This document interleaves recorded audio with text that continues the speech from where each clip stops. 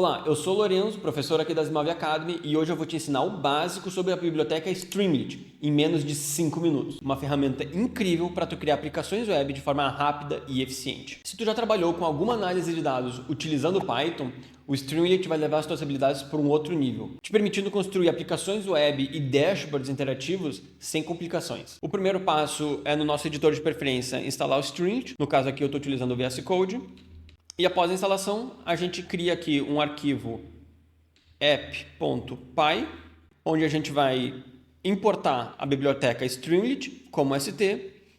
E a primeira coisa que a gente vai fazer é colocar um título e escrever um texto, utilizando o ST com o componente title e escrevendo a string aqui dentro.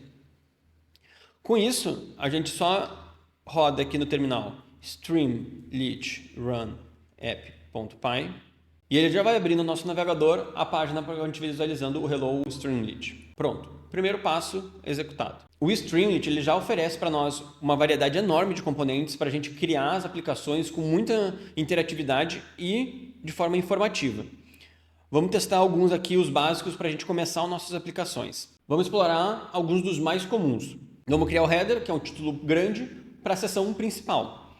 O subheader é um título menor, uma subseção dentro das nossas páginas. O st-text, que é um texto simples, sem formatação. E o st-markdown, que nos permite usar formatações básicas, como negrito, itálico e até HTML. E para exibição de dados, vamos utilizar a biblioteca Pandas como PD.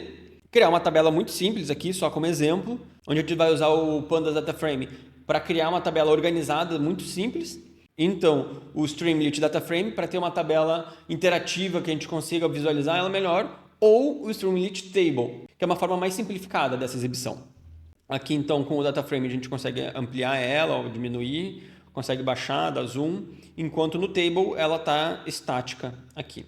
Podemos selecionar, organizar por nome, organizar por idade, por salário, inverter as ordens, como a gente preferir. E agora, para a gente fazer a exibição desses dados com gráfico, vamos fazer a importação da biblioteca Matplotlib como PLT. E agora a gente vai fazer a criação do plot dessa imagem, do gráfico, a inicialização dela. Vamos com o excel.bar do Plotlib criar um gráfico de barras sobre esses dados. Vamos utilizar o Streamlit PyPlots para a gente passar essa figura para ser plotada pelo Streamlit. Então aqui a gente tem os dados com os valores bem simples, essa plotagem, com os valores de salários, nomes, bem simples mesmo.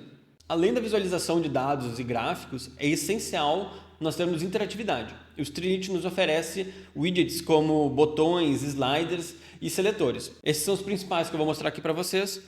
A criação de um botão, ST-Button, e quando clicado ele vai aparecer escrito botão clicado. O slider da idade, selecionando a sua idade, de 0 a 100 entre 25, iniciando em 25, e aparecendo a idade do slider.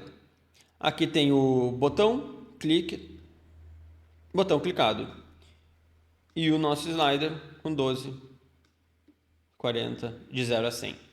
E o outro widget, que é o Select Box, que é um seletor, onde a gente vai botar uma seleção de departamento, recursos humanos, TI e vendas, só como exemplo mesmo.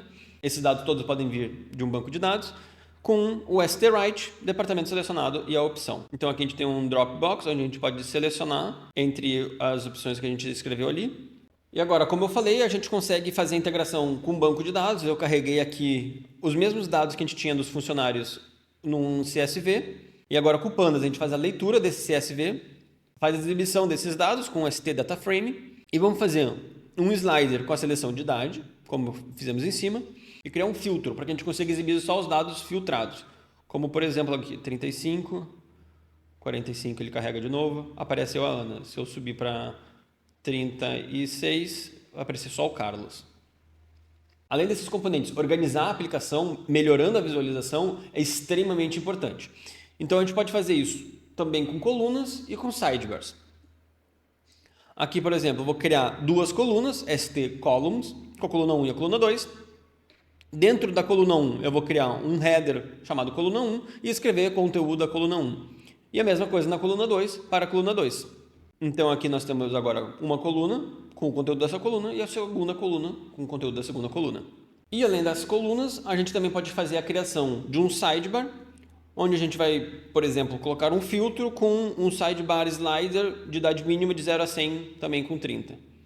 Então aqui agora temos um sidebar de 0 a 100 com a seleção. O próximo passo seria fazer o deploy para que tu consiga compartilhar essa tua aplicação com outras pessoas.